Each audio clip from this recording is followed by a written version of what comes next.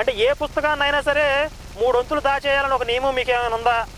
లేకపోతే పుస్తకం మొత్తం చెప్తే తల 1000 వక్కలు అవుతుందని మునీశ్వరుడు శాపం ఏమైనా ఉందా మీకు?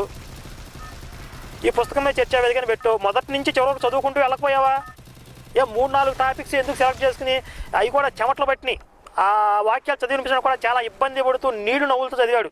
ఇంతవరకు ఎప్పుడు చెప్పలేదు అవి ప్రజల సమక్షంలో. నేను 10 సంవత్సరాల నుంచి బైబిల్ చెప్తున్నాను అంటున్నాడు.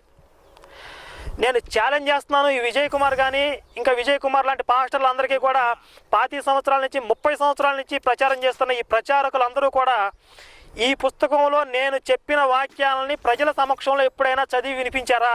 ఇంతవరకు ఉంటే ఆడియో ఏమన్నా ఉంటే లేదా వీడియో ఉంటే చూపించండి, ప్లే చేయండి. ఇంతవరకు ఎవడో చదివి వినిపించలేదు. ఎప్పుడు ఆ 10 వాక్యాలే 10-15 వాక్యాలే రుబ్బుతూ ఉంటారు. అదేంటంటే ఈ విజయ్ కుమార్ అంటాడు క్రైస్తవ ప్రచారకులు దాచిపెడతాం ఏంటండి? బైబిల్ అని ఉంది, బైబిల్ చదివితే అందరికీ అర్థమైంది. మేము